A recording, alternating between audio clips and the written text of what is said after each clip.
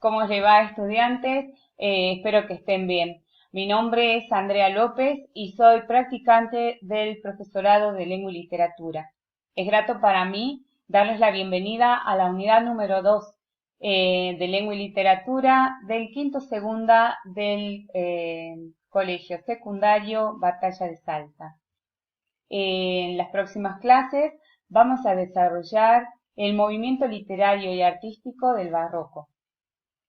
Primeramente, en esta clase vamos a desarrollar el contexto político, económico y social de lo que fue el siglo que abarcó toda esta producción literaria y artística del barroco. En las próximas clases vamos a analizar fragmentos del texto literario del ingenioso hidalgo Don Quijote de la Mancha. Más adelante vamos a desarrollar la poesía en el barroco a cargo de Luis Góngora y Francisco de Quevedo, dos poetas muy reconocidos y representantes del movimiento barroco.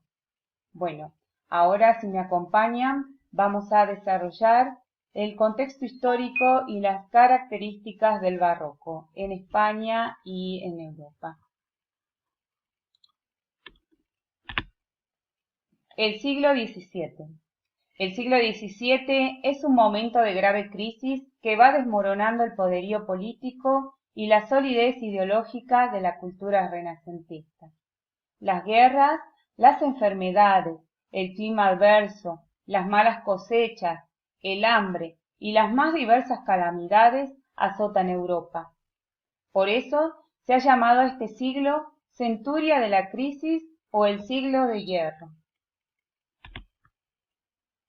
La sociedad del siglo XVII. En Francia o en España se consolida una forma de Estado denominada monarquía absoluta, con la concentración del poder en manos del rey y sus cortesanos próximos, y en otros países como Holanda o Inglaterra, la burguesía crece en importancia y los parlamentos empiezan a controlar el poder real. Todo ello se produce entre graves conflictos, revueltas campesinas y guerras religiosas. Ahora vamos a desarrollar la crisis profunda que se dio en España durante este siglo. En cuanto a la crisis política, la monarquía española en el siglo XVII se caracterizó por el autoritarismo y la cesión del poder a los válidos. ¿Quiénes eran los válidos? Eran secretarios de Estado responsables de las decisiones políticas. En cuanto a la economía, las guerras de finales del reinado de Felipe II y los constantes conflictos posteriores causaron la quiebra del Estado, que se declaró 3 veces en bancarrota. La presión fiscal, la inflación, las malas cosechas y el estancamiento de la producción acrecentaron la miseria y el paro. Hubo revueltas y disturbios populares. En cuanto al crecimiento demográfico, las epidemias de peste, las hambrunas, las guerras, la expulsión de los moriscos y la inmigración a América provocaron un notable descenso demográfico. Se produjo una inmigración a las ciudades, lo que incrementó el número de pobres, mendigos y delincuentes. También este siglo se caracterizó por la improductividad y la corrupción.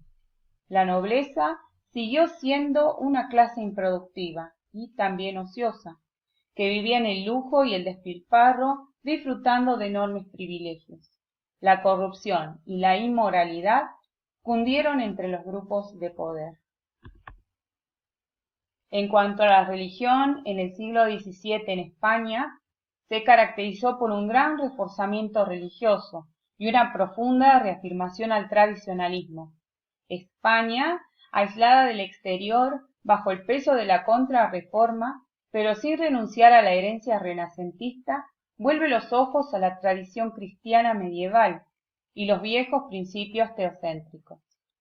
El mundo vuelve a verse como un lugar de aflicciones y miserias, en este valle de lágrimas, donde el ser humano expía su pecado original Los bienes terrenales son falsos y los placeres se transforman en dolor.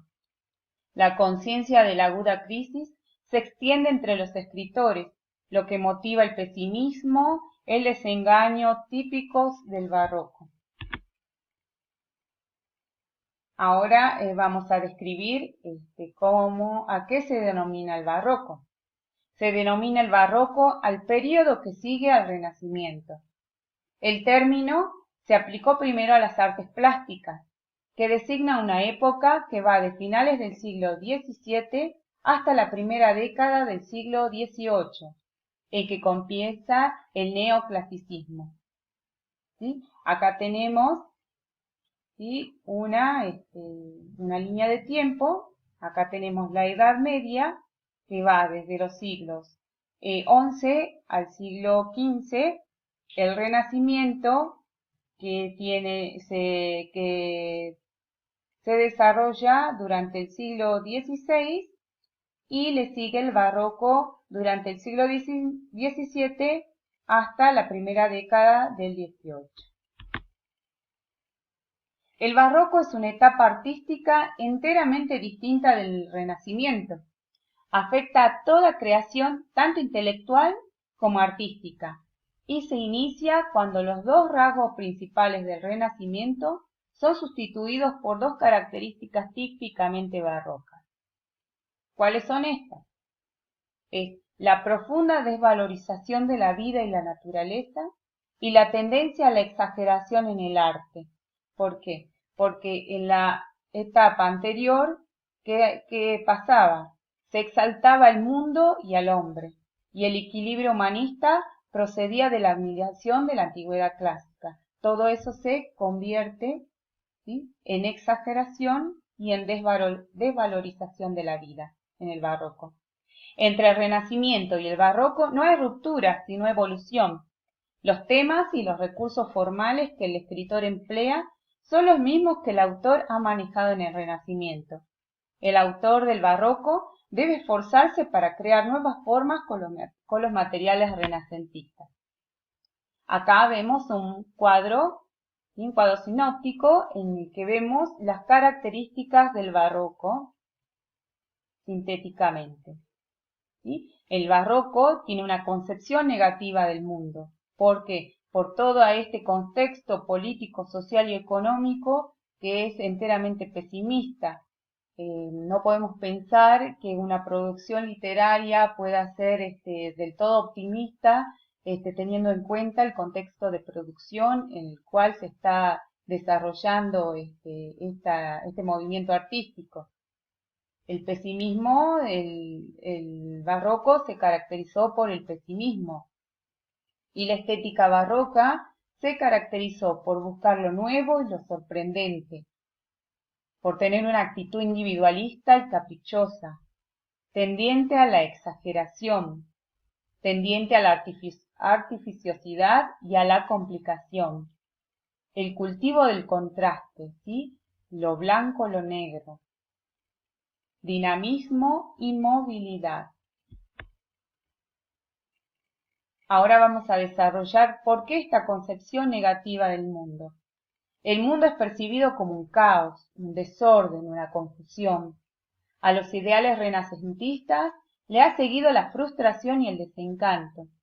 La vida está ahora regida por la idea de la muerte. Vivir es solo un breve tránsito entre la cuna y la sepultura.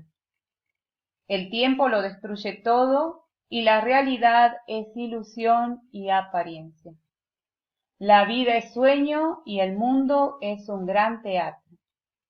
La brevedad de la vida, la caducidad de las cosas y la fugacidad del terreno explican la idea barroca por excelencia del desengaño.